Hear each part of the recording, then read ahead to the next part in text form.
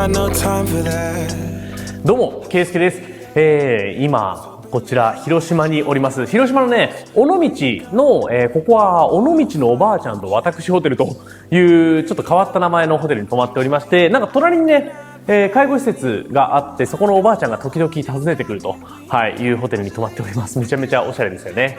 で、ちょっとリビングでやってるんで反響してるかもしれないんですけども、一応、アンカーの新作のピンマイクを使っているので、音は大丈夫と信じておりますが、いかがでしょうか。で、今日のお話はですね、ルミックスのカメラですね。パナソニックルミックスのカメラ、ケイスケさん使ってますかと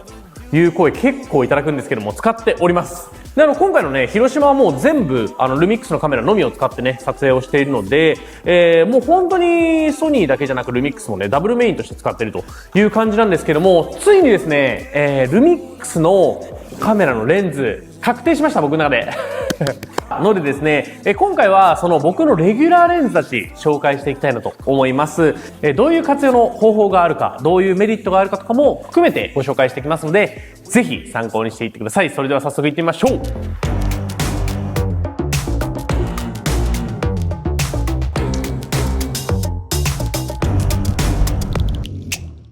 はい、ということで、今回はこのルミックスのカメラのレンズの話なんですけども、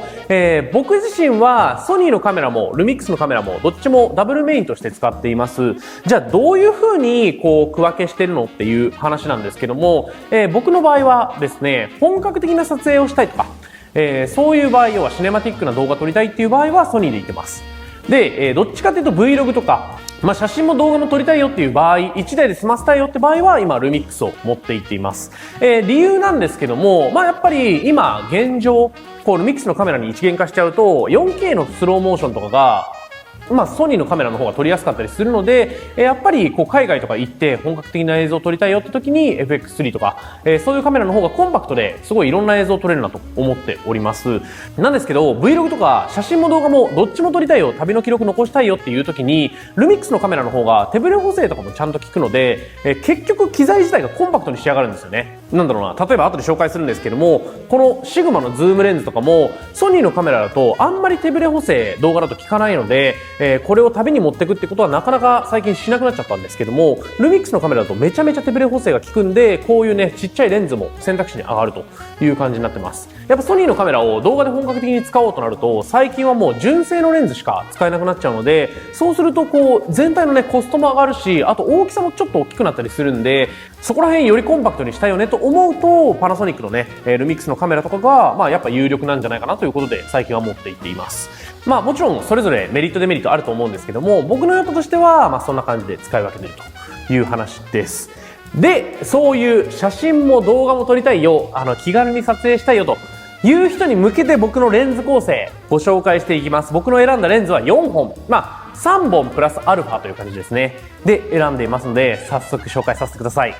ということで僕のね、レギュラーレンズご紹介していくんですけども、まずは、2870mm シグマのレンズですね。この F2.8 のレンズが1本目。で、2本目が広角のレンズ、ルミックス 18mm F1.8 のレンズ。で、今撮影に使ってるんですけども、50mm F1.8 のレンズ。と、最後はちょっとオールドレンズ 90mm を持っていっています。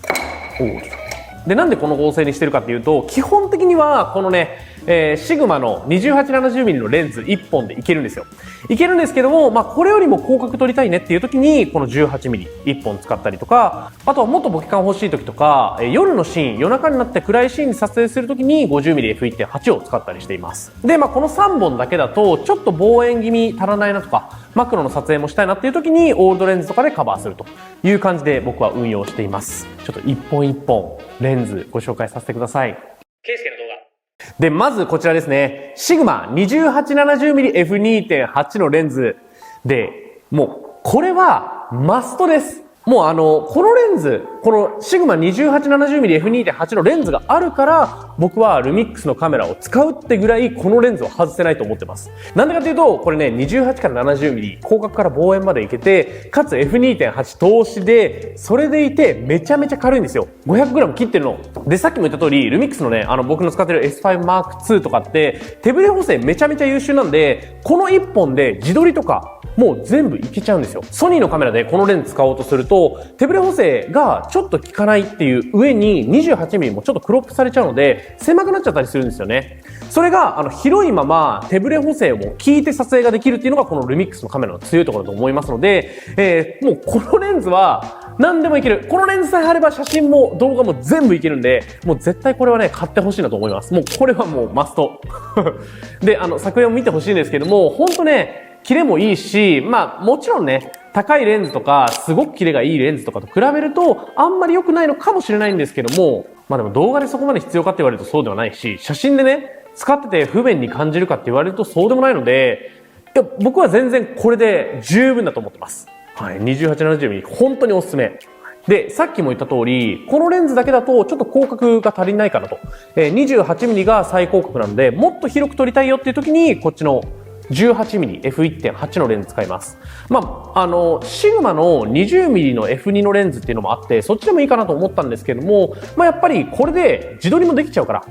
この 2870mm で十分動画自撮りもできちゃうので、だとしたらちょっと自撮りっていう用途よりはなんかもっと広く撮る広角のスパイス的なところに使いたいなと思って 18mm の F1.8 選びました。まあ 20mm のレンズよりも一歩広いので、かなりねパースの効いた撮影ができます。まあ作例こんな感じ。本当に広々と撮影できるし、もちろん動画だと手ブレ補正めっちゃ効くし、写真でもかなり広く、逆光とかにもすごい強いので、まあ使ってて不便は全然ないですね。まあ何よりコンパクトなのも結構おすすめで、あと F1.8 なので、こっちのね 2870mm だと F2.8 が一番明るいんですけども、まあ暗いシーン、例えばちょっと夜道散歩したいよって言った時に、自撮りする時にね F1.8 までいければある程度の明るさ確保できるんで、そういう点も含めてこの 18mm F1.8 のレンズは結構おすすめかなと思います。なんかもう一個思ったところなんですけども、この 18mm のレンズあんま毛られが起きないです。今ねフィルターを、僕の場合はハリウッドブラックマジックっていうちょっとローコントラストフィルターとかソフトフィルターかと上に2種の ND フィルターをつけたりしてるんですけども、これねソニーの 20mm のレンズとかだとちょっと毛られっていう周りがね黒くなっちゃったりとかするんですけども、それが全然起きないのすごいなと思いました。なんで起きないのか原理的にはあんま分かんないんですけども、ソニーより一段広く撮れてるのになんか毛られが起きないっていう不思議な感じ。やっぱその辺めっちゃ便利だなと思いました。ということで2本目のレンズがこちらのレンズで、3本目のレンズ今使っちゃってるんですけども 50mm F1.8 のレンズ、やっぱこう F1.8 の明るさとボケ感が欲しいなと思った時にこの 50mm 使ったりします。まあ正直こう頻度としてはそんなに僕の中では高くないんですけども、この2本で大体賄えちゃうんですけども、まあプラスでボケ感が欲しい時とか、あとは、テーブルフォトでちょっとボケ感欲しいよと思った時とかですね、まあ 50mm っていう焦点距離を使ってさらにボケ感が欲しいよっていう時はこの 50mm の F1.8 使ったりします。まあルミックスのレンズって比較的軽くて、あとコンパクトなものが多くて、であとこの3本、2870mm も 18mm F1.8 も 50mm F1.8 も全部フィルター径が 67mm 統一なんですよ。なのでフィルターも1個のもの使えば共有できるということで、かなり僕は気に入って使っています。まあ、この 50mm F1.8 のレンズも F1.8 っていうね明るさがあるので、日中昼間はこのねズームレンズ、シグマのズームレンズ使って、夜になった時にはこの 18mm F1.8 と 50mm F1.8 のレンズ2つ使ってまあ散歩するということが多くなっています。なのでぜひ 50mm F1.8 も使ってみてください。ということで3本目のレンズは 50mm F1.8 のレンズでした。で、基本的には3本。この3本で何でも撮れると。なんですけども、まあ自分のあともう一歩足りないと。僕の場合は、こう、ポートレートが撮るときに、がっつりボケ感を生かして中望遠のレンズ1本欲しいなと思ったんですよね。でですね、もちろん、純正の 85mm とかもあったんですけども、なんかそこはオールドレンズとか使ってちょっとね、味を出したいなと思って、僕はもともと持っていたライカ R の 90mm F2 っていうレンズを使っています。これにウルスっていうのかなのマウントアダプターを使って活用しています。まあこれでめちゃめちゃ動画を撮るってわけじゃないんですけども、まあ写真とかパシャッとスナップ撮ったりとか、